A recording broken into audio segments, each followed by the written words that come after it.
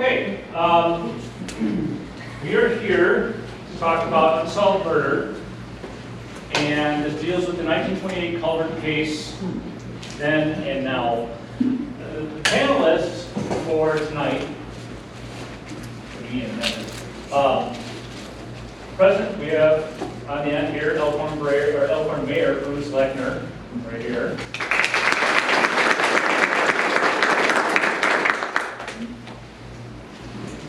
Over there on that side of the table in the snazzy tie, we have City Attorney Ward Phillips.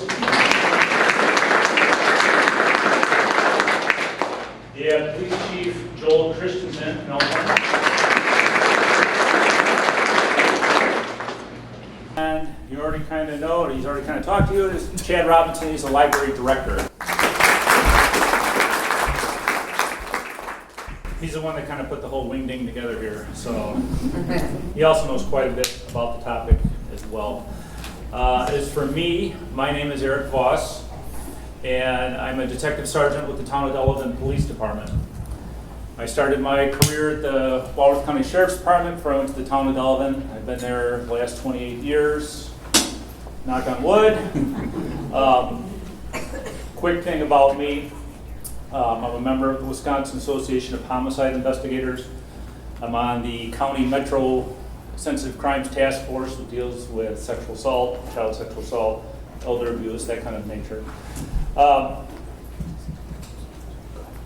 This is kind of right up my alley, what this presentation is. I have a degree from UW-Platteville in criminal justice and a degree in history from UW-Whitewater, and with minors in Spanish. I know I look like I speak Spanish, but I do speak Spanish.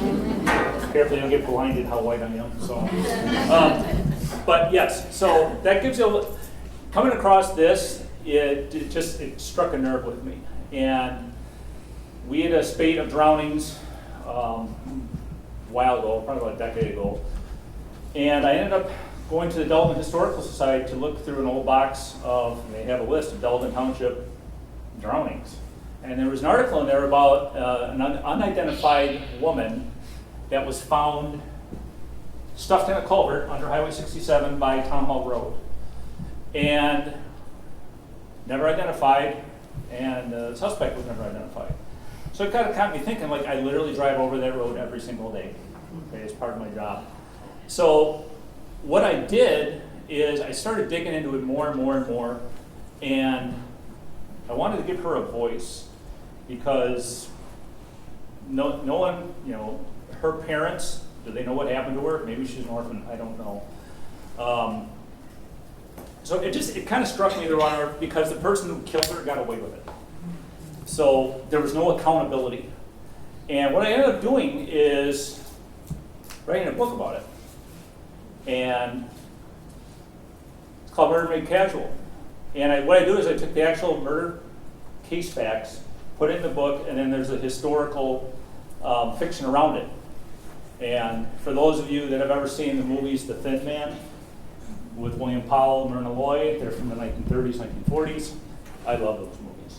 So my protagonists are based on those characters. So what I did is to give her a voice, to give her a little backstory, created a fictional version of her, and then the actual real-life homicide. And then the back of the book itself is more case facts.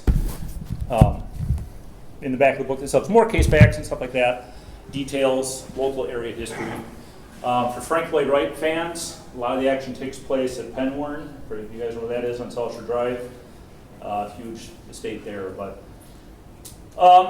what led to this happened in 1928. I found another murder in 1930, so I continued the sequel. And 1933, another guy was found dead, murdered on the side of Highway 50. So it kind of, it works. I kind of worked the way through. So I kind of took a passion of criminal justice and history and kind of ran with it. So, all right, that's enough yabbering about me. So, Roaring 20s.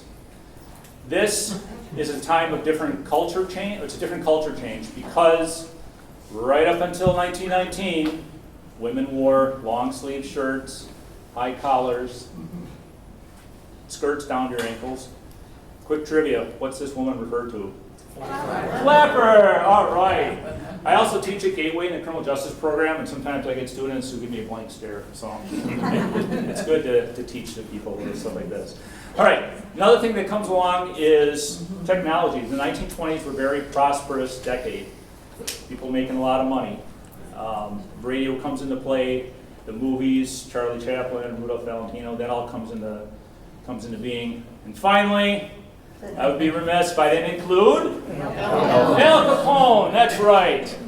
1920s became the beginnings formally of organized crime. Why was it formed? Why did organized crime pop up in the 1920s? Prohibition. Prohibition, right?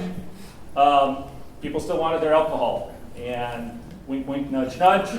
I don't care if it's illegal, give me my booze and we're good. So there was kind of a love affair with the crooks, and crime stories were huge. So you take this all into the backdrop, it kind of leads us right into the Culvert murder of 1928, which is when she was found. This is the Enterprise, Delta Enterprise headline. If you've ever looked at an old newspaper, it's very common, 1.5-inch, 2-inch stories all the way across. Okay? This really kind of took off. Not Walworth County kind of took off, like nationwide took off. It hit all the press wires. Give you a quick rundown on this. William Grice worked for the County Highway Department, and he was on highway, it's known as Highway 67 now, but right in the area of Town Hall and Palmer Road. You guys know where that is. He's on his road grading equipment. He's driving north towards Elkhorn. There's his dog playing around down in the ditch on the west side of the road. Dog's acting weird, jumping back and forth like it's playing. He's like, okay, whatever. He goes down, turns his road surfacing equipment around, and comes back. The dog is still doing it when he gets finally back to it. Fine. So what does he do? He gets off his machine, gets down. Well, what's all this stuff in the culvert? Being a county highway guy, he's got to empty it. Okay, it's plugged. And he thought, well, maybe it's the smell. And he thought maybe it's like a dead animal. So he starts pulling grass, and then he sees a white sheet. What is going on with this? Pulls the grass out, and then he finds 2 human feet. And they're still attached to the rest of the human. So now you have a body. Okay? And people don't die and magically stuff themselves in the culvert and then tuck in grass behind them. Somebody killed this person. Okay, now there's a problem. So what does he do? He runs into Elkhorn, gets a hold of the sheriff. His name is Hal Wiley. The DA, Charles Williams, comes out. The attending physician for the coroner's office, his name is E.T. Ridgway, Dr. Ridgway. They come out. A bunch of deputies come out. Okay, they look, and we get to this scene. Now, if you might notice, at the bottom here, this is like an after the version. What they tried to do is they tried to pull the body out of the culvert. The body was too decomposed to do that. Okay? Pulling on the feet would have come off in your hands. Now, at the risk of sounding gross, during my career, after the medical examiner said, okay, it's time to put the body in the body bag, I have had pieces of body come off in my hands. The chief could probably attest to some scenes that aren't really pleasant to talk about. So when I saw that in the original article, I'm like, yeah, that makes sense. Okay. So what did they have to do? They had to bring heavy equipment out and cut all the way through the road. So what you see here is the road up here. They cut all the way down through this, dug through this, to expose the culvert. They had a guy from the garage in Elkhorn come out with an acetylene torch. They cut through the pipe, and then what they do is they take the top half of the pipe off. Okay? She's removed with the body. They don't know if it's a woman yet. They think it is right away, but they remove the body. They pull the whole bottom part of the culvert out. So, while this is going on, there's a big crowd. Appears out of nowhere. Okay, for those of you who drive along Highway 67 and Town Hall Road there, there's not a lot of farmhouses where you just walk out of your house and go, hey, look at that. people actually had to stop on Highway 67, get out and walk down by the ditch. So I throw that over to Joel. What's the problem with that? Well, we do a little bit more to preserve the crime scene today. Yes. Hey, what you got going on there? Okay, so that is what it comes to. Now, for purposes of presentation, kind of jump around a little bit, but I'll explain why in a minute. So here are the players. On the left, you have Hal Wiley. He's the sheriff of Walworth County. In the middle, you have Charles Williams. On the right is Under Sheriff Dan Ward.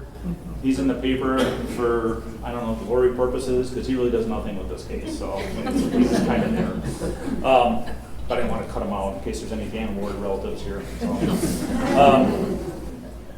All right. Now, we get to this guy, and the top left-hand corner, this is E.T. Ridgway. He is the coroner's physician, which basically he does autopsies. Somebody drowns, somebody falls off the roof and breaks their neck, somebody dies at home, an illness. He does those kind of autopsies. This is a murder. Okay, very clearly it's a murder. E.T. Ridgway is also the mayor of the city of Elkhorn. So, throwing it out to the mayor, you're not a pathologist, right? No. All right, he's not. We've established he's not a pathologist. If he were, would you be interested in working on your very first homicide case as mayor? No. Okay. If you, for argument's sake, let's say that he wants to, and he goes over to City Attorney Ward Phillips, and he goes, this is a really juicy case. I want to work on it. Your advice is? Get away. Yes. Do not touch that with a 10-foot pole. Get away from it. You don't have to listen to me, Bruce. I know, I got my knife ready. Sometimes they Why, Ward, why wouldn't you want the mayor getting involved with that? Well, it's don't only going to trust me? sully his reputation. It's not going to help him at all. And he doesn't know what he's doing. I got the benefit of having read through the case. Yeah. Typical attorney talking. Yes. All right, so you run into, he bungles it, he's the mayor, everything falls on the mayor's head, it's not a good thing. So, yes, as a city attorney, you go, yeah, don't do that.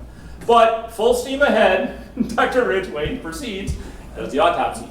All right, in the middle, you'll see this is Roy Grice up on his road grading machine, and then you have the sheriff and then the DA again, okay? This is actually where the body was eventually put in the ground in Hazel Ridge Cemetery. We'll talk about that a little bit later, but kind of goes back. Yes? Just a quick aside too, Roy Grice is the grandfather-in-law of our circulation supervisor here at the library. She's the one that provided some of these clippings. These are family clippings. Oh, good.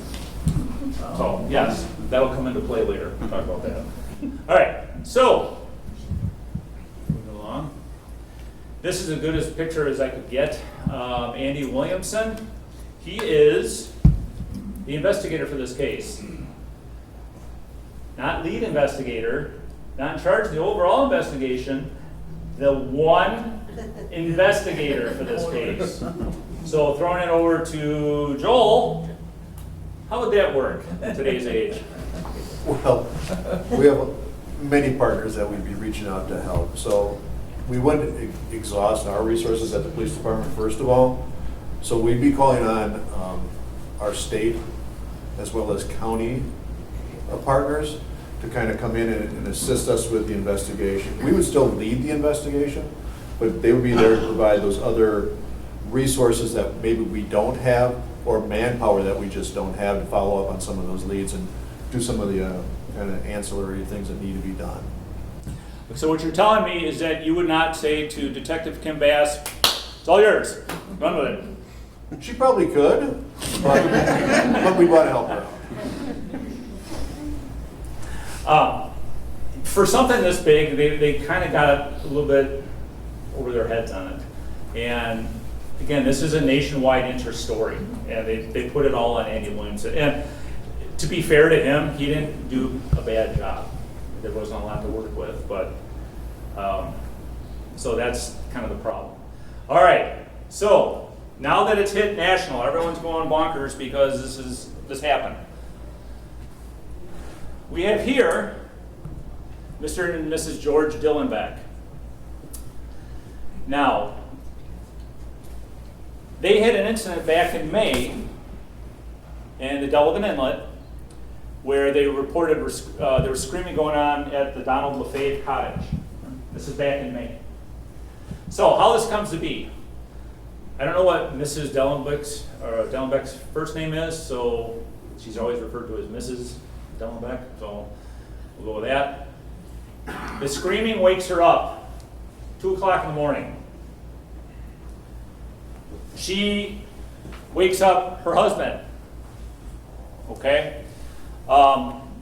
Much like today, your spouse or significant other wakes you up in the middle of the night by poking you awake and says they hear something, saying it's probably nothing and rolling over, going back to sleep, it's not an option, okay?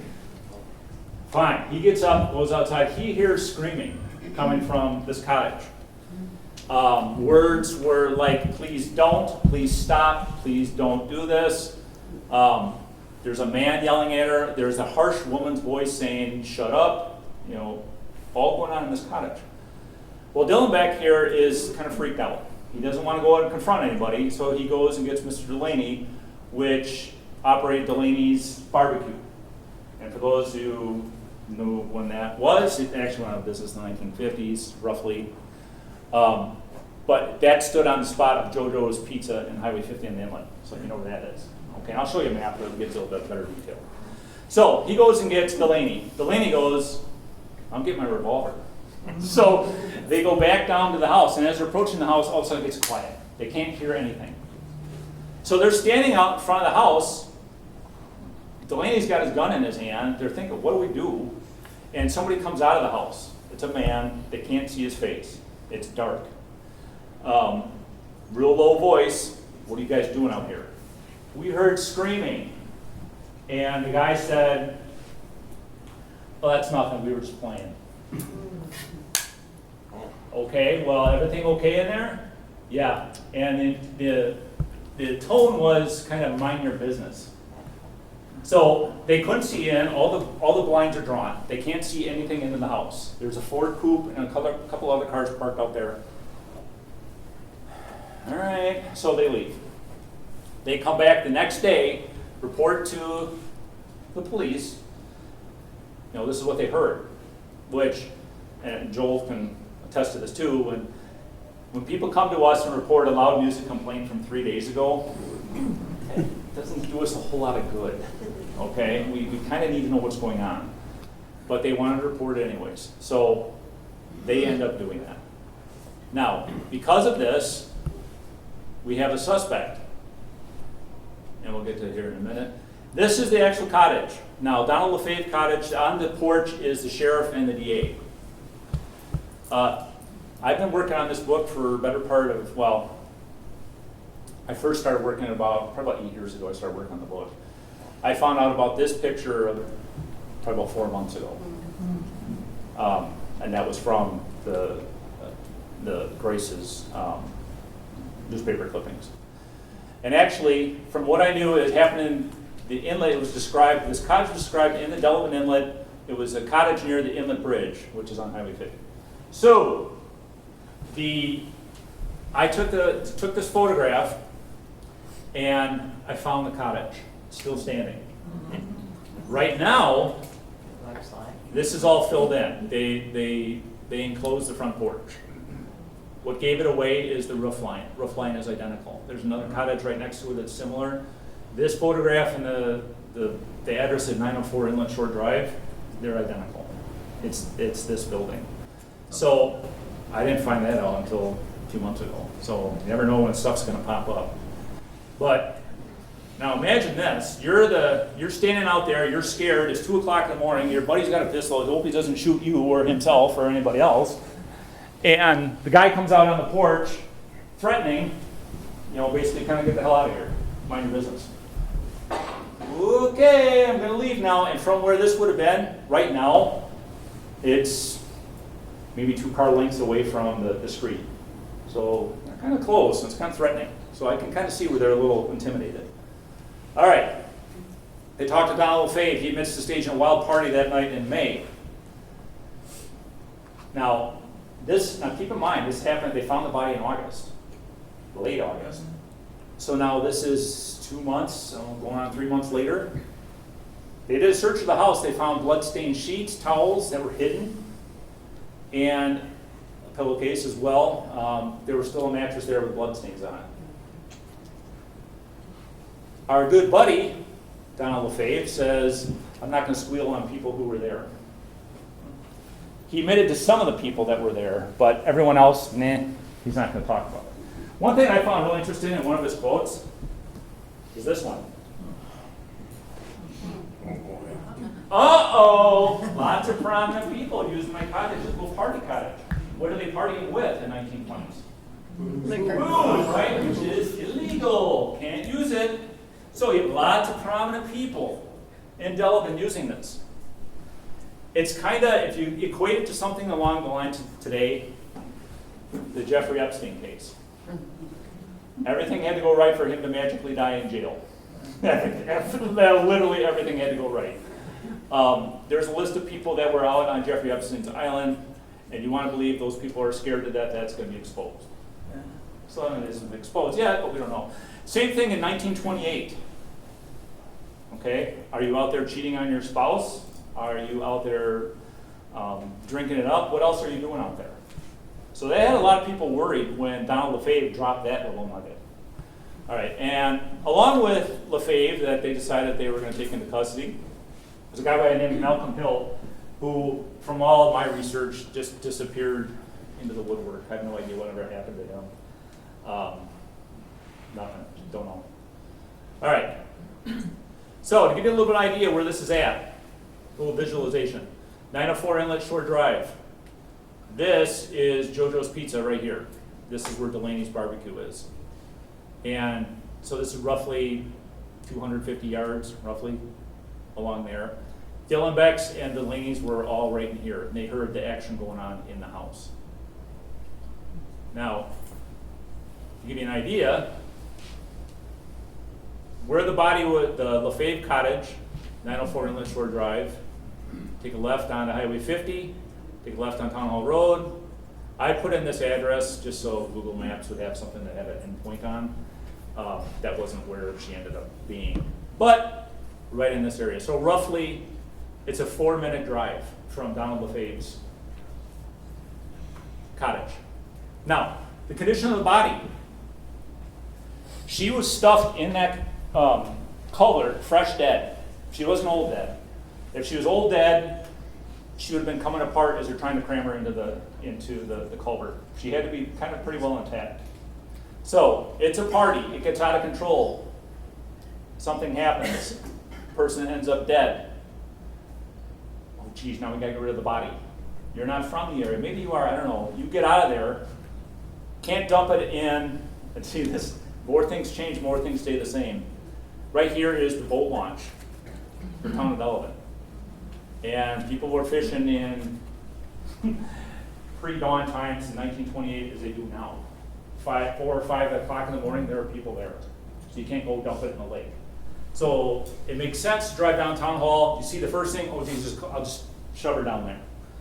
So what's interesting is right at this intersection, Town Hall at 67, they have a father-son duo going fishing, spot a Ford coupe at that intersection with a woman kind of laying passed out in the back.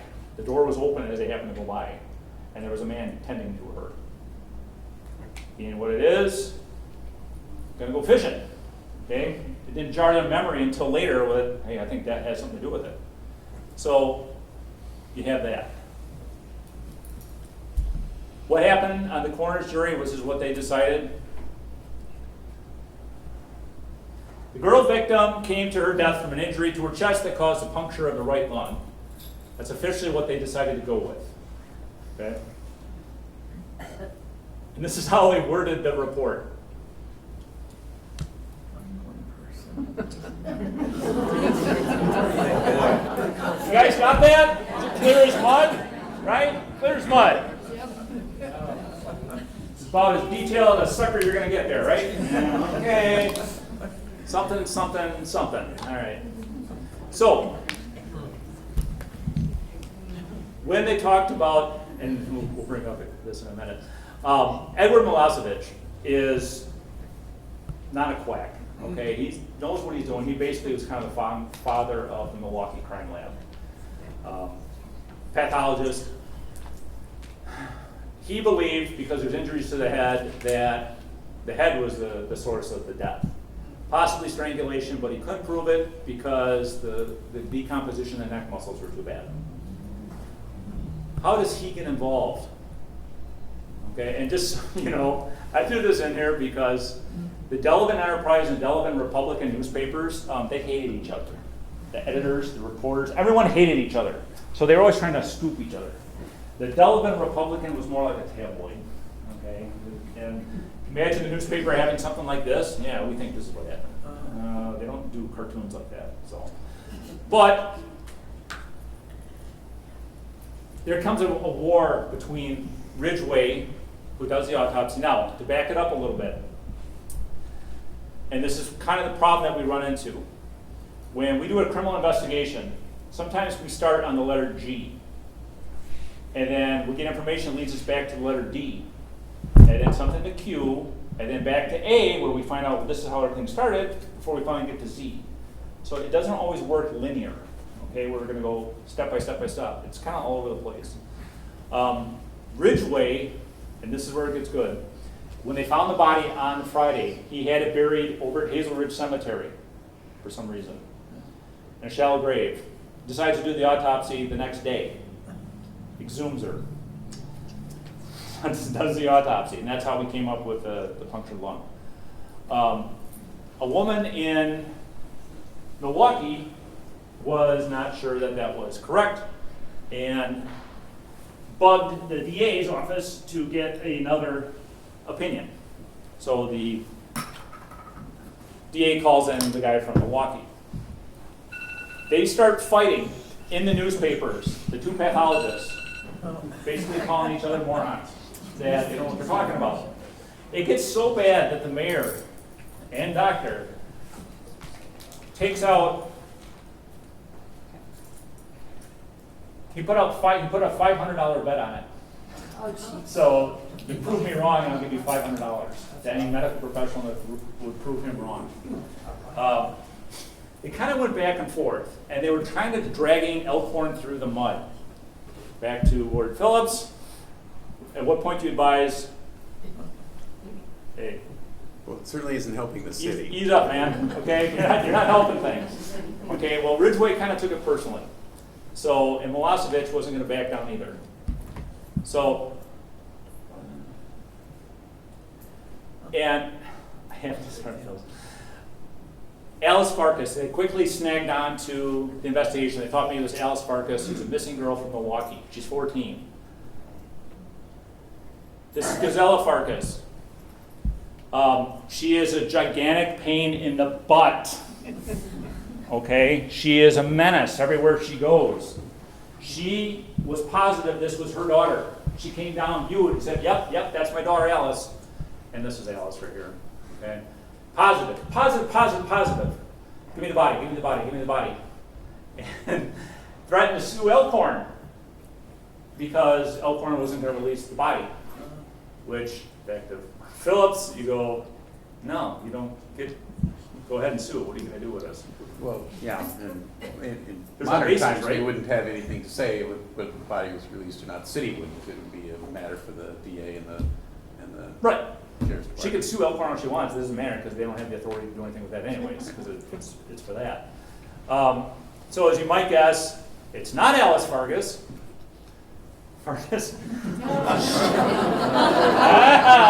Yes. So what'd she do? Her mother is so obnoxious. She ran away from home. She goes to Chicago to work as a maid. She actually takes the name of. Go back there. She takes the name of Billy DeMita, which is the name of a heroine in a magazine story she'd been reading. She hadn't been reading any newspapers, didn't know anything about it. Her mom's a walking nightmare. She didn't want anything to do with her mom. She missed her dad. So what did she do? In November, she's like, well, I miss Dad. So she comes home and they're like, what the hell? You know? So Yeah, and that finally put a nail in the coffin of the mom to leave Elkhorn alone. It's not your kid, your kid's alive right here. Cool, you can't have the body.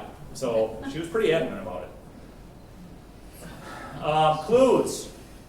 They got caught up with, there was a coat turned into the Elkhorn Hotel, which is Moy's, to give you the idea what Elkhorn Hotel is, where the guy turned it in and said, I'll be back for it later. He was all nervous, so they thought that was a big clue. Dr. Ridgway thought the stains in the coat were blood. Milosevic said they were food.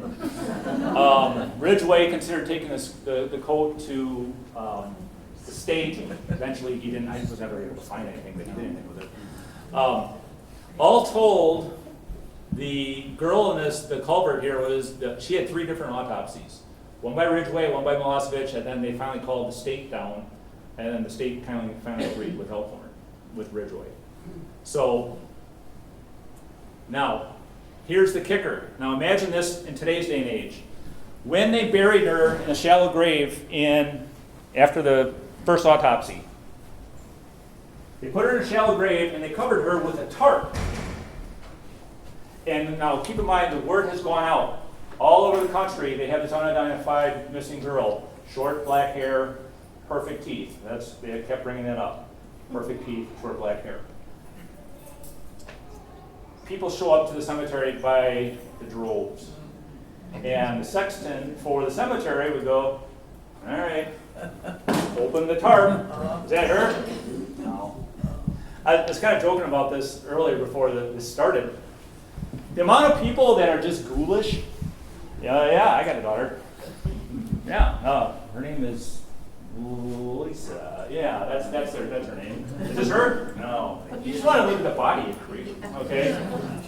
They had so many people that were going out there. I do have a quote from the Independent. All right, Chad's got a quote for us. Yeah, so this was in the editorial after the body was found from Claudine's. It says, "You can see a cross-section of the general public in Elkhorn, which is comparatively the same all over the country.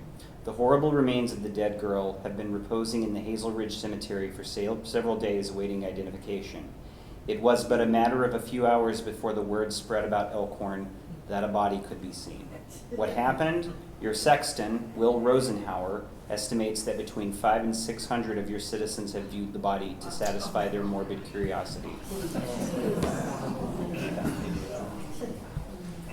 Oh, that was all the excitement and all. That's saying a lot. I can tell you just from an officer when we have a car crash, I'm just praying that no one else causes a car crash because everyone's rubbernecking, right? Ooh, look at that car, what's left of it. Just don't crash into somebody else.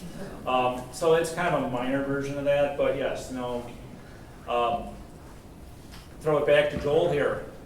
Scene security. Is there an issue? At where? At the cemetery. Yes, certainly at the cemetery. Obviously, we wouldn't be doing this now, where we let people Tom, Dick, and Harry come out and look at the body. So we have tighter restrictions. You lose your iPhone. Hey, I lost my iPhone. Well, you have to describe it. You don't just go randomly try to pick a police department's pockets by saying, yeah, I lost an iPhone. Oh, here you go. No, you have to describe what it is. We don't do that for cash, so don't ask.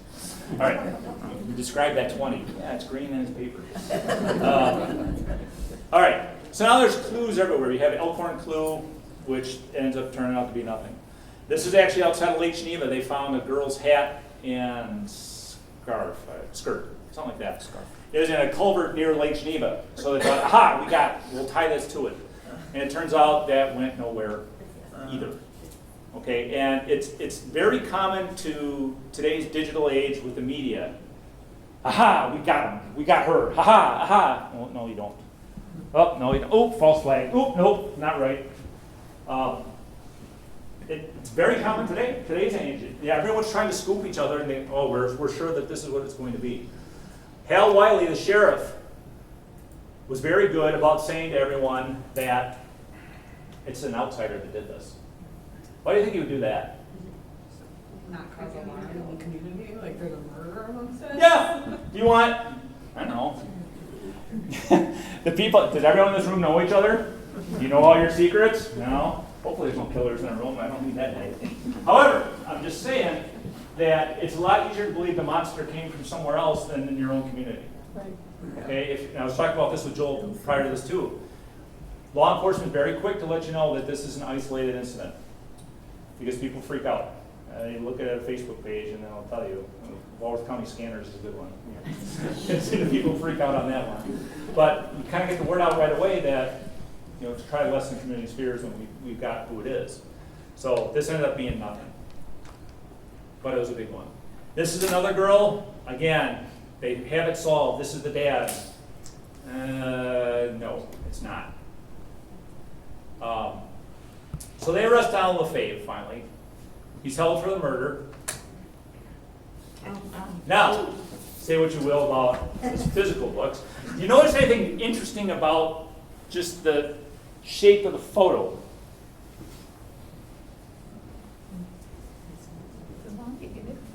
Why is it so narrow? People out. Huh? Cut people out. No. That's real. From a photo machine? Nope. What you have here, this is the side of the jail bar, or the jail door cell. There we go. So if you expanded that photo out, you would see he was sitting in jail when they took that photo. That's why it's so skinny. I thought that was kind of funny. All right, so he admits to staging an orgy at Lakeside Home, companion free. That was at Malcolm Hill. I got to talk to you about a little bit.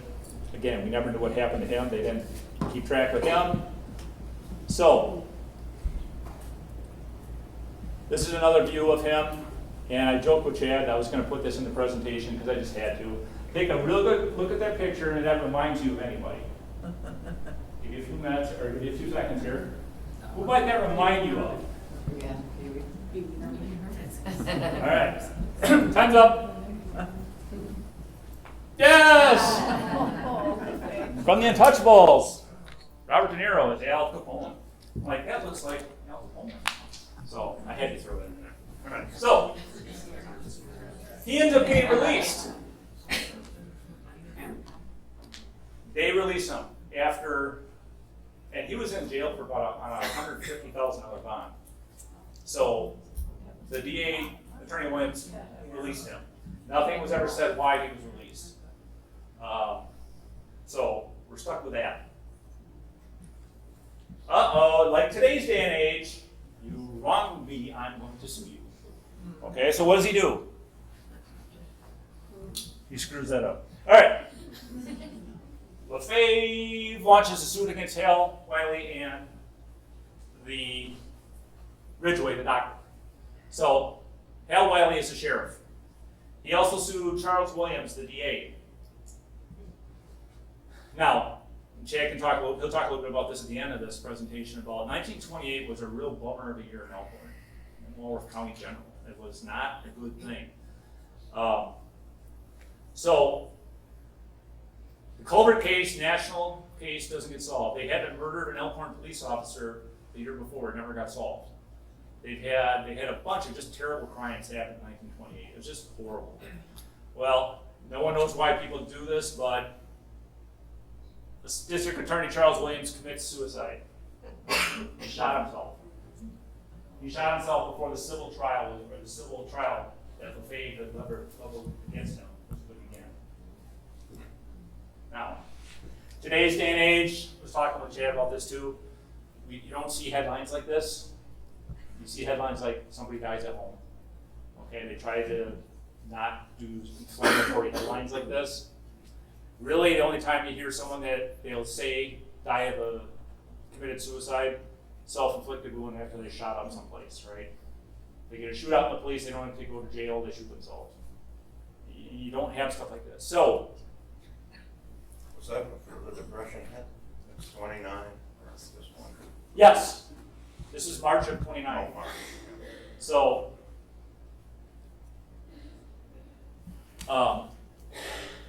brings us to Robert Cohen. Robert Cohen would fit in very nicely in the year 2022. He's a glory hog. Here's 15 minutes of fame. He escaped from the Green Bay prison. They picked him up in California. He admitted that I'm the one that killed the Culvert girl, and this is her name. And so everyone's like, "Ooh, he's the guy, he's the guy, he's the guy." It turns out that, well, I'll back that up. He says it's this guy named Robert Stearns. Robert Stearns is actually Robert Cohen's brother-in-law. And Stearns would not lend Cohen money. So he decided to frame him and say, yeah, my brother-in-law did it. So then he got called out on his BS on that. And then he's like, no, I'm the one that did it. And then he made up this big fanciful story. And the reporters were lapping it up. Oh my gosh. This is the guy, this is the guy. And meanwhile, Rock County authorities doubted that. And I could speak to the chief about this, is that people that are really super willing to do stuff like that, you're kind of suspicious of, right? Yes, you always have to be. It's just another wrench into the investigation. Yes. Just a personal example of this where people want to get involved, and sometimes it's a headache to track things down. A few years ago, we had a rare lynx, like the cat stolen from Animal Gardens. And the truck used was a Dodge Bumblebee Ram, which you guys know what a Dodge Ram is? It's yellow and black, kind of like a Bumblebee. I had tips coming in all over the country that they spotted the truck that took the cat from Bella. Okay, you can't blow people off, you have to follow up on it, but it does get to be part of a problem. So he's laughing it up, and it turns out it's not him. So he's ready to sell you a used car when he gets out of jail. So he's kind of got that smirking little look on. No offense to any used cars. He swears up and down that he killed Mary Laverty. All right, I killed her and she was pregnant and I didn't want the baby and blah, blah, blah. He made up this big elaborate story. Now, remember I said that the victim had perfect teeth. They kept harping on it in news articles. Mary Laverty had 28 teeth pulled. And her dentist came forward to it, yeah, that's not her. Once this went nationwide, oh, it's Mary Laverty, aha, we've solved the case, it's Mary Laverty. No, because the dentist's like, hello, I pulled 28 of her teeth. It's not her. All right? They determined through dental records it's not her, and as you might imagine, there she is. She's alive in New York, and she doesn't even know what the hell's going on. So this is just a gigantic red herring that we need to follow up because that Yahoo Robert Cohen was yucking it up at the Green Bay prison. And in reality, I started at the sheriff's department. I worked in the jail. When you're sitting in jail, you've got nothing else to do. What do you care? Okay, you're not gonna get really. Ooh, they get charged with something. Ooh, I'm already sitting in jail. I don't care. So prisoners, they actually took Robert Cohen and for mental exam, and he was diagnosed with several different personality disorders. So, but we had to kind of chase that down. So, a year later, nothing has happened. They don't know who did it. They start the investigation all over again, questioning people that were in the jail, may have talked to LaFave, heard anything. They issued John Doe warrants. They had John Doe hearings. Nothing. Here's where it gets interesting. Who decorates the grave of Culvert victim? Somebody was putting flowers on the grave. Now, here's the problem. We'll talk about this for a minute. Let's talk about it now. In the Hazelwood Cemetery, Potter's Field. You guys know what a Potter's Field is? For those who don't know what Potter's Field, it is where you bury people who you don't know who they are, they're indigent, or they can't, quote unquote, afford a good burial. Okay, so there's a section of Hazelwood Cemetery where that is designated for that. And Jeff will talk about that on the slide. Sure. Yeah. But her grave consisted, as the other ones did, of a rock about the size of maybe between a softball and a bowling ball. Put at the head. That's her grave marker. No insignia, no nothing. Nothing to designate that. Only that grave got flowers. So they were really hot and bothered, like, aha, we gotta find out who's doing this, because maybe it's the guilty party coming back because he feels bad. So they really hyped that up. Now, there are people today, somebody that you don't know, anonymous, you want to donate to, and you do it through GoFundMe or whatever, you don't know these people. You feel bad, so you donate to them. If there's somebody that just feels bad because this lady got a lot of attention, don't figure out who she was, we don't know. So they made a big stink about that, but nothing came of that. This is kind of related to it, but I kind of find it funny. Mayor of Elkhorn offered $100 reward for the Appalachian person who cut down a valuable blue spruce that was going to be used for a Christmas tree. Reward offered by members of Hazel Ridge Cemetery. Why are we talking about this? Well, the tree stood only a short distance from the grave of the Culvert girl. So, throwing it to the mayor. You can authorize $1,500 reward if somebody cuts down a potential Christmas tree? Probably not. Probably not. Like, what are you doing? So I just found that kind of funny. All right. So I will let Chad talk to you about this because these are his actual photos. I've been out to the cemetery a lot, but these are actually Chad's. So Yeah, I mean, I think in a case like this where there's so much tragedy, I think the real tragedy is not only do we not know who Mary Rowe was, who killed Mary Rowe, but we don't even know where she's buried anymore. Those articles that we looked at previously kind of give hints of where the grave was. At the time of the flower decorations, there were 4 Pottersfield burials out there, and the pine tree itself was cut down, and it says specifically that it was near the grave of the Culvert girl. And I don't want to make you go back slides, but there is a grave photo after she was buried. If you look at that photo and you look at the existing Pottersfield burials in Hazel Ridge, there is a large open area close to Hazel Ridge Road, and these are this photo is of the existing burials, and you can kind of see what kind of stones were used all the way into the 30s and 40s. These very flat stones, and I spoke to the current sexton who said that he was of the opinion that they most likely were several inches underground now, just because of the softness of the earth and everything.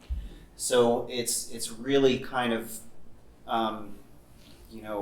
hard to stand out there and know that this person that you're researching and that you never knew who she was is probably within a few yards of where you're standing. But there is really no real way to find that grave any longer. So the stones you see there, they actually have names on them. yes. But there are 14 graves in there that they got the rock headstone. That's now underground. Don't know where it is. And they actually, in this part of the cemetery, there's been no new burials over there in like decades. They haven't put anybody over there. So she's there somewhere among the group of 13 or 14. Sometimes it goes back and forth between the articles. But I originally thought that she was buried in the Paupers Cemetery behind Lakeland Hospital. There's a huge cemetery behind there, and they had burials up until 1931 of the county, from the county poorhouse and stuff like that. So, again, learn something new along the way. Figure out, this is where she's at. So, we know where the body is. And every once in a while, something would come up. Somebody found a buried car. Why would somebody bury a car out in a cornfield? There's nothing really came of that. 20 years later, the Janesville Gazette put out a, partly decomposed body of a girl found on a highway drain in Elkhorn. Murder never was found. That's the last article I could find that had anything to do with this, so 1948. So yes, it hasn't seen the light of day since 1948, the whole investigation. So, some of the things that might have come up is the work of a serial killer. These are all women that were murdered, but they know who they are. And similar circumstances, well, some weren't, but it was the same type of flapper, for lack of a better word, that, I don't know if you want to talk about. Well, yeah, I mean, it was a journalist that I corresponded with in Milwaukee named Joe Hanneman who did a study specifically of the Helen Ling case, and all of these women were killed and their bodies left in ditches or culverts, kind of vaguely similar to this, and they all happened around, kind of the general time frame, and they also have in common that they also were never solved. Of course, the victims were known, but since it was in Portage in southern Milwaukee and northern Illinois, his theory was that perhaps it was a single person sort of doing this and maybe perfecting kind of this technique as he went along, but there's no real proof for this. But Serial killers work across several states too. The 10 Bundys of the world, the BTK killers, they work all over the country. So it could be just about anything, but some of them were particularly brutal what ended up happening. So, why remember? I'll let Chad take it from here because this is kind of his thing. Yeah, when we did our 1928, and I can talk more about that, but when we did our 1928 program a few years ago, we did a little bit of soul searching because we certainly don't want to sensationalize these. And we did come along a really great quote I found by someone named Judith Herman, who wrote a book called Trauma and Recovery, the Aftermath of Violence. And she says that the ordinary response to atrocities is to banish them from consciousness. Certain violations of the social compact are too terrible to utter aloud. This is the meaning of the word unspeakable. Atrocities, however, refuse to be buried. Equally as powerful as the desire to deny atrocities is the conviction that denial does not work. Folk wisdom is filled with ghosts who refuse to rest in their graves until their stories are told. Murder will out. Remembering and telling the truth about terrible events are prerequisites both for the restoration of the social order and for the healing of individual victims. So, like we said at the beginning, we think that it's unfortunate that this case has been so completely forgotten. How many of you guys had even heard of this before? Yeah. So, Mary Rowe deserves to be. We deserve to know who she is. She deserves to be remembered, and her killer deserves to be found out. Regardless. So, most likely dead. Yes, yeah. But we still would like to know who he was. Yeah, we've got bigger problems if the killer's still alive. Yikes. One of the things that it's just amazing to me. Donald LaFave lived, this kind of postscript, Donald LaFave lived to, he died in 1981. Never left Elkhorn. You're the talk of the town for that amount of time. Picture where you guys live right now, Delvin, Elkhorn, wherever. Would you guys stay in your hometown where you're accused of murder and everyone's kind of giving you the side eye everywhere you go? Not me, man. There's plenty of other places I could go live. Yeah, he lived there until he died in 1981. So most people would take off. What's amazing to me with this whole thing too is the speed of information. You guys think about Facebook and it's out instantly. 1928 didn't lag too far behind, man. As far as people, everyone knows what's going on. It's almost, I think it's like from the Andy Griffith show with Sarah, the telephone operator, calling everyone in the town and telling them what's going on, because everyone knows what's going on with this. We're all party lines. Yes, and everyone can get in on the party line too. So, I don't know, it's something that, for me personally, it just struck a chord with me that no one deserves this.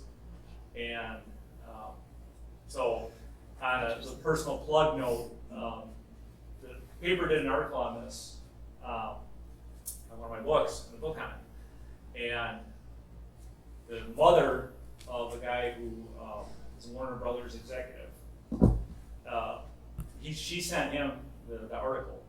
And he's actually grew up here in Delvin, but then spent the last 25, 30 years in LA. He was a Lake Geneva cop too, before he went out there. He actually wrote the screenplay for Internal Affairs with Richard Gere. But he's always been looking to come back to that. So it's something I've worked on with him as far as a limited series, Netflix or whatever. So I actually have the screenplay for this as well. But it's just something to get it out there because and this would actually delve into more of her backstory, obviously, because we don't know who she is, we don't know where she came from. So it's just one of those things that I hope, I'm kind of our department historian, and people will call and say, hey, I found this box of old newspaper clippings in Grandpa's attic. You want to look through it? Sure, I'll look through anything, okay? So it's kind of one of those things where people who know about this, they're all dead. Okay, it's the relatives who kept the papers that maybe grandpa knew something, didn't want to say anything and now the relatives will go, well, enough time has passed where I can say something, but, so, one other thing for the curiosity for those people, don't go knocking on the door of 904 Inlet Shore Drive. Yeah. It's private residence, I have not told them.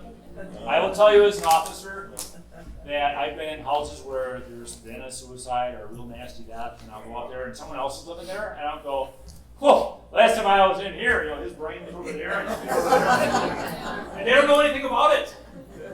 I'm not ruining your house for that, so, yeah, don't go knocking on their door, but, so they don't even know what's going on. There's a little murder in your house. So, but that's, do you have any, yes? Maybe, I think there's a few questions. Oh, okay, yeah, we'll open it up for questions. Yes? I may be misled, did they determine how old she was? They determined that she was between 18 and 20. Yes? What was the population of Elkhorn? 1910. So it was much smaller, much more rural. Smaller than Village of Walworth right now. Yeah. So, smaller than Williams Lake. So, yes? Whoever did it would probably be about 110 now, wouldn't he, at least? If they were close to that. If they were, yeah, I'd still be worried if it was more. Well, yeah. Yes? I'd like to hear a little bit more from Joel, Ward, and Bruce about any other comments they have to say. Related to the way you are. Don't forget the mayor, he's sitting over here too.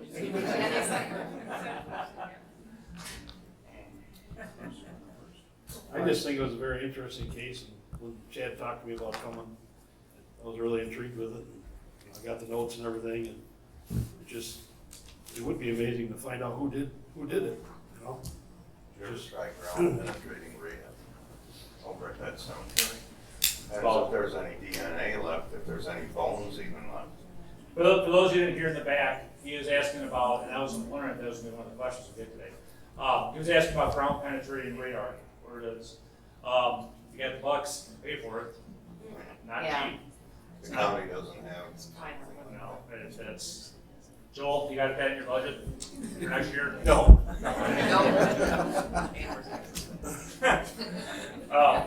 Yeah, the thing of it is, and here's the problem, they didn't bury her in the culvert itself. She actually did get a casket or coffin. So we don't know which one. So we could determine where they are. We don't know which one it is. And if you have my luck, you would open, there's 14, you would open 13 before you get to the right one. Then if you're going to do that, then you also have to get into you have to have an exhumation order from the county. The judge has to authorize that. They frown on you digging up dead bodies. Don't dig up dead bodies. So there's that issue. The DNA, if she was buried in Antarctic ice, her DNA would be good for about 100,000 years. She might be good, if it was a normal burial, the DNA is probably going to last you around roughly 1,000 to 10,000 years, but they can still get something out of it. If it's poor conditions and the person's left out in an exposed area, the chances of getting the DNA are next to nothing. Because, hey, let's put her under a tarp and keep opening for every time. So that is something that has bugged me, and I have looked into that, and it's just, it'd be cost prohibitive, and you'd really have to hit the jackpot to actually come up with it. They got an archaeologist. They're willing to do it, so. Well, they sometimes think they. Yes, yeah, they could, yes. What about cheap? How long, where can you use DNA on or not? Again, it depends on how bad it's degraded. I don't know, it would be, I'm not a scientist on this, so I don't want to just BS you and say it is what it is. I mean, it's possible, because I've never shut the door on anything like that. It could be, but we just She was in a poor state of condition to begin with, and they had her exposed under a tarp for over a week. That she's out there, and everyone out there looking. Yeah. Sometimes I know they keep samples from autopsies. Were there any samples kept from her autopsies anywhere? No, and I spoke with John Griebel about this, for some of you that know who John Griebel was. He was like the Baltimore County coroner for the last 150 years. He knew everybody. Oh my gosh. I go out to a death scene with John, and he like knew the family's whole life history. Jeez.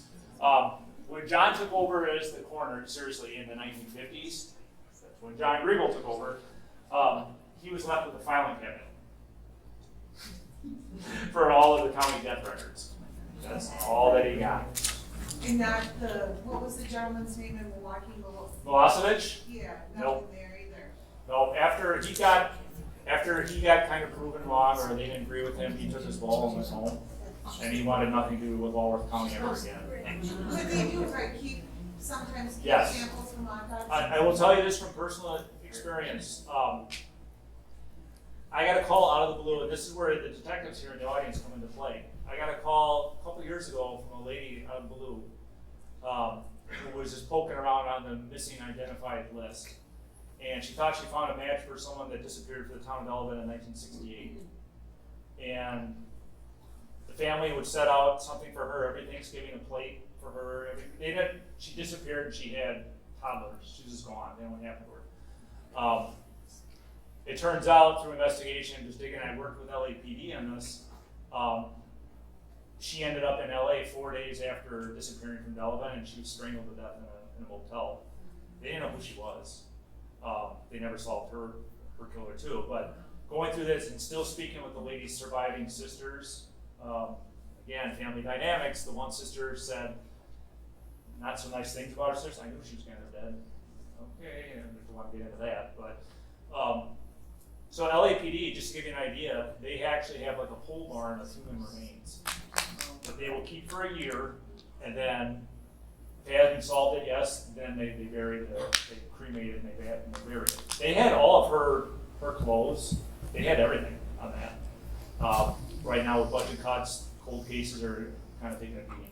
There isn't enough time to do a cold case. So, you know, if it happens, I will tell you this, 600,000 people go missing every year in the United States. Now, the majority of those are found relatively quickly. There's about 4,000 every year that no one knows what happened to them. And the 4,000 that are recovered. So there's 4,000 unidentified bodies every year in the United States.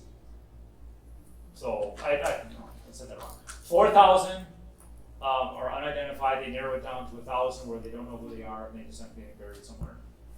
And only half of the medical examiner's offices in the country keep those kind of records that you're talking about. There's no national standard on it. So John Griebel gets a filing cabinet, and that's all he got. Yes? It looks like old newspapers have been really helpful as you've done this research. Can you talk a little bit about what other government records were available for you now from that time frame? And then also contrast it a little bit with what would happen if this event had happened now, what government records would be available to you to write a book? As far as the records back in the day, there isn't quite the criteria that's like, if we have something like this, we have to, is it 7 years for records that we're in? Most records. Most records are 7 years. If it's a murder record, you're required to keep that forever. But most records after 7 years, they get destroyed just because you simply can't keep. That's just like with the DOT computers with your driver's license. After 5 years, your speeding ticket goes away because the computer can't hold that much information. So you tell the cop, oh, I've never gotten a speeding ticket and it's been 10 years. There's no way for me to know. Man, I don't know if you do or not. Okay, so there's a limit on how much that they can keep. All right? Because you think about 330 million people and all the records, it's going to be hard to archive it. The newspapers are literally the best source for this. Government records you're at the whim of whoever you're taking over for. My chiefs in the town of Delavan, before they built the PD in 1931, They operated out of their house. So a new chief would come over, here's your records you need to know. Okay, there, that's what you got. So the government record keeping was kind of crappy. Just a word on Yes. newspapers too. There is a database that we have access to that's called newspapers.com, and you can find some of the articles that we have on this presentation were found that way just by using keywords like Culvert and narrowing the search down to, my typical one was 1928 to 1934, just to see what would come out. But I do have good news, at least on the Elkhorn Independent side. The library is in the process of digitizing the entire run of the Independent. We have so far finished 1855 to 1915, but ultimately we will have 1855 to 2005, which is where the Wisconsin Newspaper Archive picks up. So I was really hoping that the State Historical Society would finish 1915 to 1935. That would have been awesome, but right now, a lot of this has to still be found on microfilm, and there's not a quick and easy way or a way that we're more accustomed to these days to do it. But yes, this was a huge story. It was a sensational story. A lot of the digitized articles that we used in this came from the Milwaukee Journal, which ran a morning issue, an evening issue, and then they would run a special afternoon issue sometimes when big stories like this would come out. And they're very hyperbolic and full of like wild rumors and things like that. But when the story was really hot, it kind of forms a blow by blow. And just kind of a quick comment on 1920s culture. You have to kind of remember too that people were aware of organized crime or criminals being a danger, being a problem. Also, if you look at the really popular, entertainment at the time, mysteries were a big part of it. This is the era of Agatha Christie, Nio Marsh, Marjorie Allingham, here in America, Ellery Queen, and S.S. Van Dyne. And I think that a lot of people from the films, from radio shows, from the novels, is a case has got to be solved. It's supposed to be solved. The bad guy is supposed to be caught within 200 to 300 pages. And I think that kind of led to a lot of frustration. And one other thing, there was another unsolved case in Elkhorn, even closer to home, that was being investigated at this time. It was the Hans Lindstrom murder. Hans Lindstrom was a motor patrolman here in Elkhorn who was shot kind of close to where Highway 43 is now.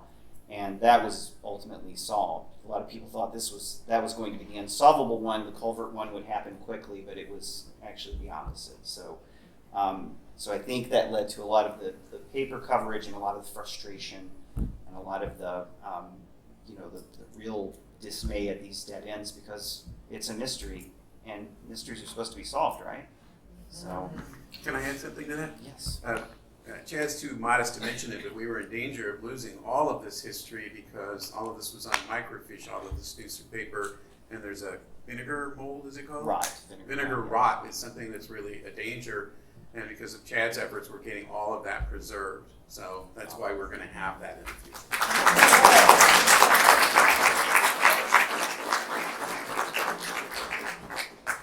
Just to follow up with your one question about the government resources on it.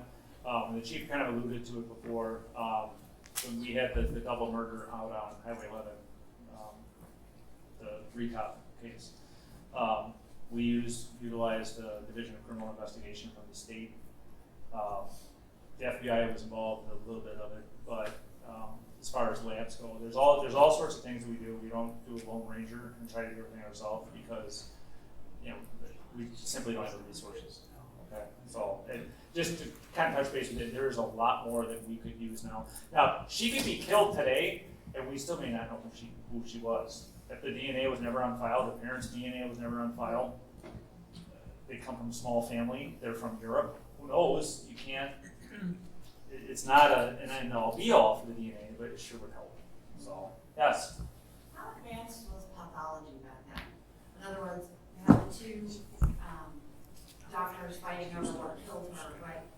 Think about this body that may or may not have been in rigor mortis at the time is being shoved into a culvert. So a punctured lung or head trauma they're just trying to be getting the body in there, you know, Well- especially at whatever time in the morning, possibly after a big long court, you know. Yeah, I see what you're saying. I will say this, if you put two pathologists in the room on this case right now, they would have different opinions. If you get 3 accountants together, they'll give you 3 different ways to do your taxes and argue that they're the best way to do it. How much of the body was left after 2 months? There must have been nothing left. No, Bunch of there's, I've been to death scenes where people have been dead for that amount of time. There's enough to it. You have to be very careful moving the body though. So it's, I have been to death scenes like this. So, yes, back. When DNA became a thing, was there any evidence that was retested at the time, or was it all deteriorated? I'm sorry, the last part, was there any Was evidence? it deteriorated? She might, it's hard to say with her, just because they didn't stick her in a casket or a coffin right away and put her 6 feet under. She's exposed to elements, everyone's touching her, there's a degradation every time you cut into the body. I've been to, I don't know how many autopsies, I've forgotten how many autopsies I've been to. And pro tip, they don't look as pretty or smell as pretty as they do on TV. So, it's like that right now. But every time you cut into the body like that, it causes damage where it could affect what your final diagnosis is going to be. So they try to limit it. Yes. But was there any other evidence, like her clothing or anything like that could have been tested? She was wrapped in a bed sheet. She was nude and put in a bed sheet. There was a clue with the bed sheet that they thought maybe it was. There was a sheet making, or there's a sheet company in Laundry Lakeside marks. that- Laundry marks. Yeah, laundry, something like that. The problem is, unless the sheet is made in Timbuktu or Indonesia or whatever, if we find a sheet that you can buy at Walmart and millions of people have literally bought that sheet, there's not a lot of we can do with it. That's one of the frustrating things about reading these articles, because they were so desperate to solve this that they do latch onto every clue, and you get the feeling in a lot of these articles that this is the one, the laundry mark is the one, the coat is the one, and then very frustratingly, it's never mentioned again. So you go from week to week, if it's the Independent, or day by day, if it's the Journal, and there's no follow-up. So we can only assume that the laundry mark went nowhere. Although at the time it seemed like, I don't know, Joel, this seems like a kind of a cut and dry clue. If you think this laundry mark belongs to a local business, how would you even handle that? You'd want to, you have UPC codes and everything else now that would help you narrow. So you can always use those to go to, like if you're saying if it comes from a specific store or stores, you can try and go to those stores and see exactly where in the area first it might have been sold, and try and narrow it down that way. But just not yet. I don't know if you can make anything out of it if it's not mentioned anymore, because maybe they just ruled it out too, and they just didn't tell anyone. But it comes from a certain laundry though, locally. That's what the articles say. They even mention, I think it was called the Clean Laundry Lake Yes. Geneva. It handled some of the resorts in the area. But to Chad's earlier point, every one of these articles, it was amazing as I was reading through them. They're all so breathless. They're all so edge of your seat. Everything's astounding and overwhelming and incredible. Wait, does that sound familiar today? Yes! Everything here on fire, right? Okay, whatever. The more things change, the more they stay the same. Immediate. So, Obviously, the sheets didn't match the guy that they arrested's house. no, he didn't know anything about it. He didn't know nothing about nothing. So, Well, and also if I'm protecting lots of prestigious people. yes, yes, he's protecting people. Allegedly. They got nothing on him. He walks. They had all the bloody sheets in his house. What were the laundry marks on those? Obviously, they didn't match. Yeah, clearly it didn't, because we just. Well, the other thing is, if you're gonna commit a murder like this, and they find these sheets and towels, they were in a dresser drawer and behind the dresser. It's not exactly, a Sherlock Holmes thing to find those. And if you're a murderer and you commit that, it's hard to believe that you would have left that there all that time. And I hesitate to say it, but there are lots of ways you can get blood on mattresses, but it doesn't have to do with murder. To your point, you would think you would not want to leave something super duper incriminating behind where everyone and their brother can look at it, but it's happened recently. Yeah. So, what are you doing? So I can see it, and if it's someone that's not, my theory with this personally, if LaFave didn't kill her, he knew who did. And if it's somebody that's from the, not the area, what does he care? Why would he worry about getting rid of the sheets? Kill her, get out of there, and then never step foot in Wisconsin again?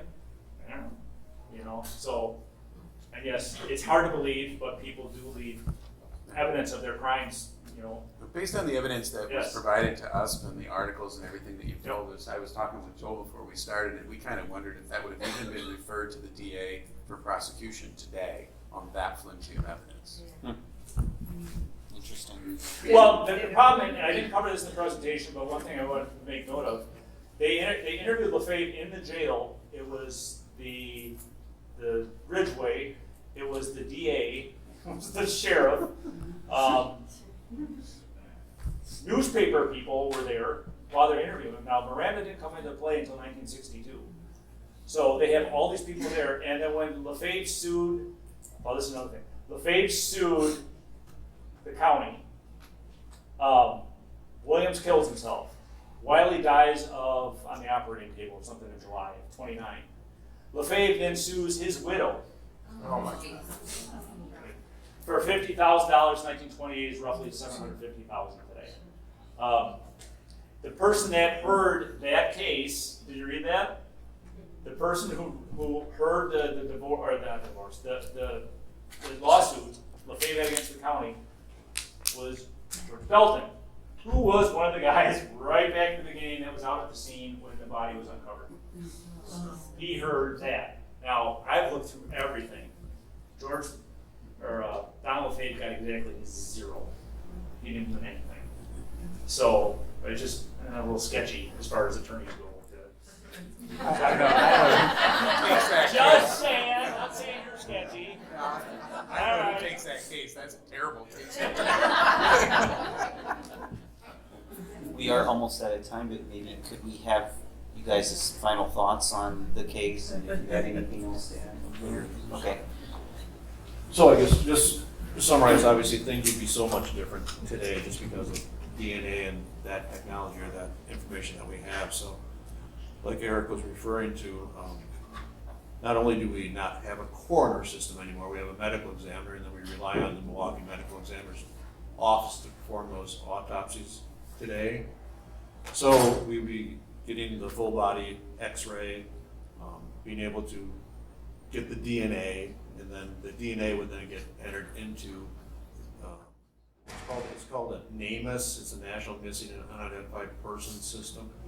And so that would get in there, so that way if someone did have someone that was missing, a family member that was missing, they would usually like a toothbrush or something that they would be submitting, and we'd be able to match up those profiles. So, there's ways that we can at least try and identify these people, because without identifying the victim, that's our first starting point. Without that, it's too hard. There's nothing for us to do, so we have to identify that victim first. So technology has changed so much. Ancestry.com has helped. Yeah. So. Stuff like that, because they have solved cases. Somebody entered it somewhere along the lines, they're able to trace it through it. So it does happen. Yeah. From a legal end, I can tell you that everything was done completely differently than it would be done today. You don't have a prosecutor interviewing the person who is the alleged defendant, because then he becomes a witness in the case and then could not prosecute. From the ethical standpoint, I mean, it's ridiculous what you see here. No rights of the defendant at all. And then his attorney, right after he hires attorney, at least for the article I read, says, "Hey, let's have you talk to the press." I thought that was interesting. So, believe me, if my client was accused of a capital offense, talking to the press would be the last thing that he would be doing. So, yeah, a lot of this thing would be very, very different today. Not just Miranda, but all the cases that followed it. And, I thought the civil, and of course none of those people would be able to be sued because they all enjoy qualified immunity now. You have to catch a police officer doing something really awful in order to get them to be sued now. Any other questions? Oh, yeah, go ahead. Being that we had such small towns back then, how, was there nobody missing from our area? That's a really good question. Because I mean, you'd think you would have found, she had to have been a drop. Article said no local people were missing. No, there was nothing to indicate she was local, but she could have been passing through. She could have worked at Lake Lawn as, just another person there that's, Commuted or something. yeah, it's just one of those things. Or maybe she's from Fort Atkinson, and people in Fort Atkinson couldn't stand her, so they didn't report her. Right? It's just, there are a lot of family dynamics that we deal with, and I could see that. She ran away. Well, like I said, the woman that got strangled in LA in 1968, her sister was like, she's 81 right now, and the sister's like, no, she kind of deserved what she got. And it was like, yikes. It was a little harsh there, but. When the case was reopened, Yeah. they checked dance halls, taverns, things like that, and just no one ever came up. Carnivals. They came up with the three possible, potential victims right away: the Alice Farkas, the Ananascalo, who also turned up alive. Yep. By the way, so almost everyone except the first one was Leonora Abbott's, who was a maid who disappeared in Wausau, who was around the same age, but Leonora had an appendectomy, and the Culvert victim did not. So, but there was a right scar on her shoulder, which she shared with Alice Farkas, which is why Alice Farkas was such a possibility, or at least beyond her mother's imagination. So it really, right away, there was, and you remember, it was a small town, but just like today, we are surrounded by large cities, and also these large cities we're aware of our beautiful places to come here and to visit, and Just to touch on that, I work in Delvin Township and around Delvin Lake. There was a ton of big band dance halls all around the lake. The only resort left is Lake Lawn, but they're all around the lake. And people like Dillinger, Babyface Nelson, whatever the Chicago-based mafia coming up here, this was their vacation spot too. So you have them up. There was quite a bit of organized crime, between Delvin and Lake Geneva. That's where they escaped up here to have fun too. So she could have been from Chicago. Not to be a pet all Cal fighting, but it's possible she was from there too. So.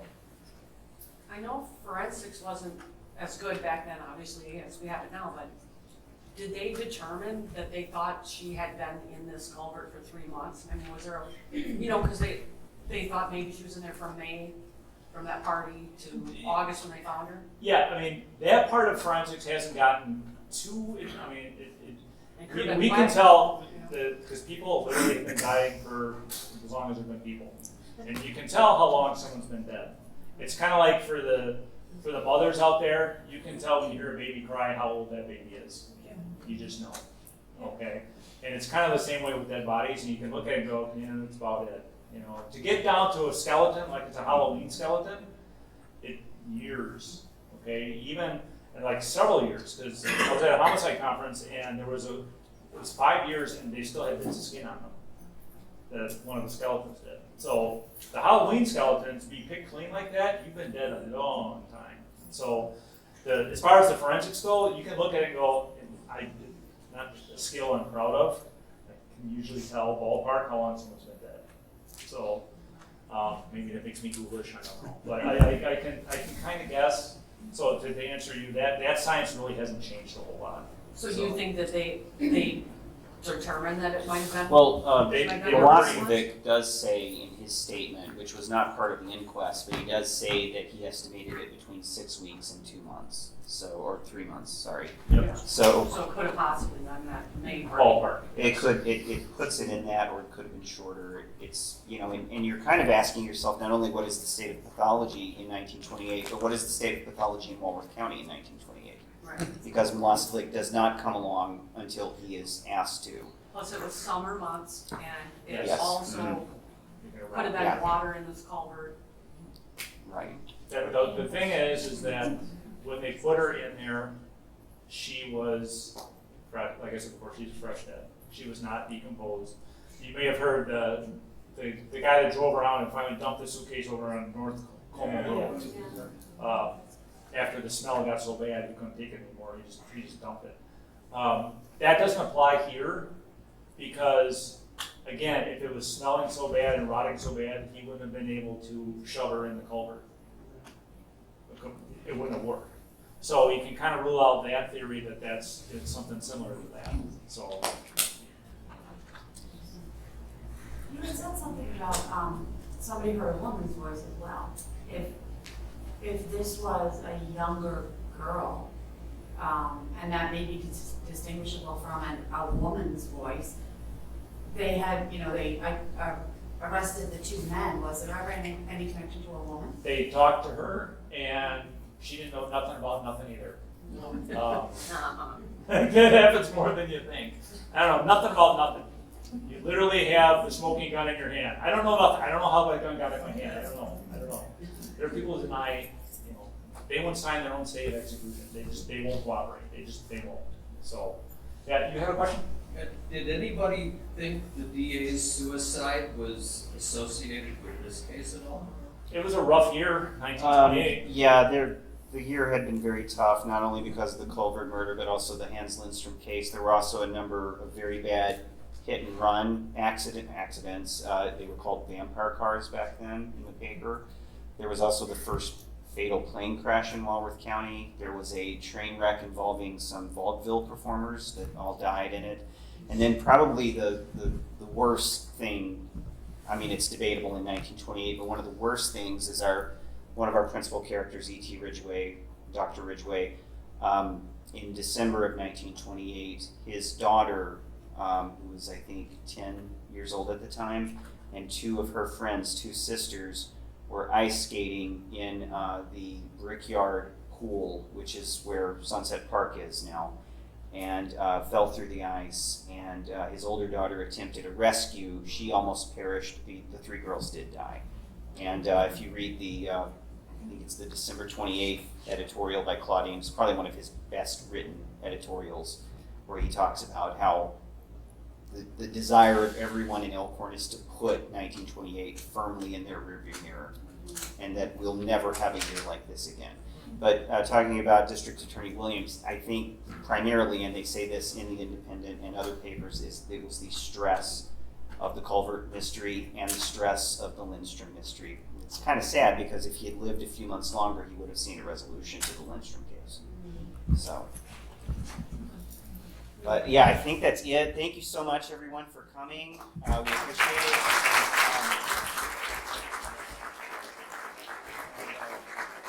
Thank you so much, Mayor Lechner, City Attorney Ward Phillips, and Police Chief Joel Christensen for being a part of this and lending us your abilities and your opinions. And thank you so much to Eric Voss for moderating this. Thank you again for joining us.